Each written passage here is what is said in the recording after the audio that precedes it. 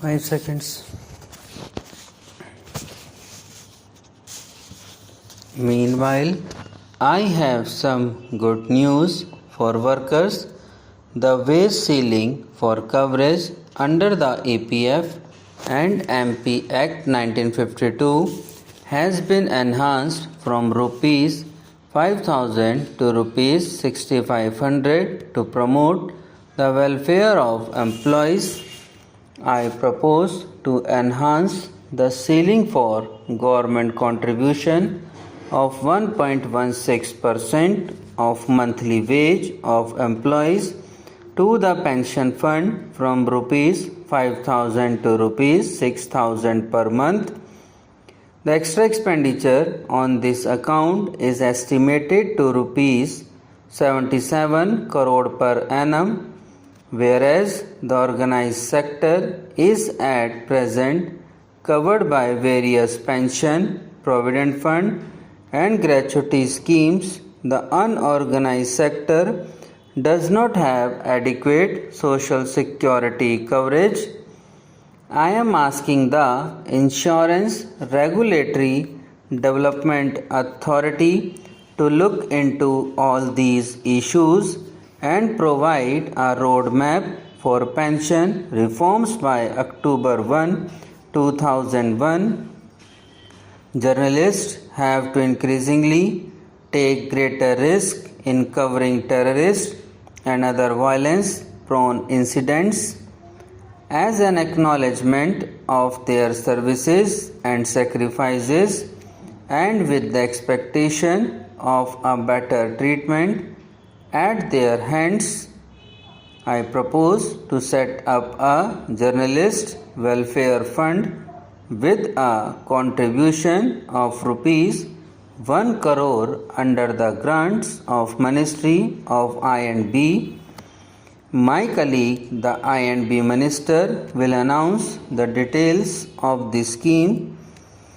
Our entertainment industry, particularly the film industry, not only provides the much needed fantasy to millions of our people who live in an otherwise harsh and cruel world, it has also emerged as an important segment of our economy and holds great promise for the future. 2 years ago, I provided for this industry the same tax exemption that was available for merchandise exports. A few months ago, the government issued a notification under the IDBI Act, whereas entertainment industry, including films, has been declared as an industrial concern. Banks are in the process of finalizing guidelines for financing such products that are bankable. I hope that the film industry will take full advantage of these measures to bring about a greater degree of professionalism and transparency in these operations and will not do things chupke and certainly not chori. As I have already stated, the most serious problem is the poor state of the fiscal health of both the central and state governments. The combined fiscal deficit of the two together is around 10%. As promised in my earlier budget speeches, I appointed the Expenditure Reforms Responsibility Bill in this House in the last session. The bill seeks to reduce the fiscal deficit to 2% and completely eliminate the revenue deficit over the next 5 years. A number of initiatives have already been taken to contain, in particular, the growth of non-plan expenditure. I have not allowed any increase in non-plan expenditure this year. Consequently, for the first time in many years, the fiscal deficit target fixed in the budget has indeed been achieved and remains at 5.1% in the RE of the current year. The target of 3.6% revenue deficit has also been achieved.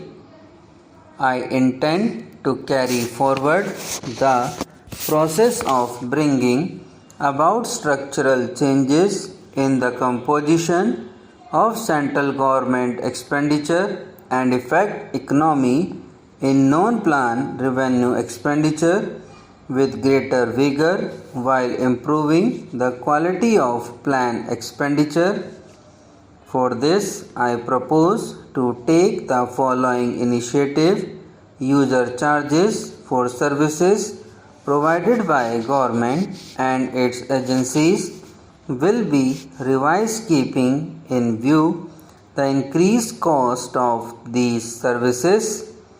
A portion of this increase will be provided to enhance the maintenance and quality of these services.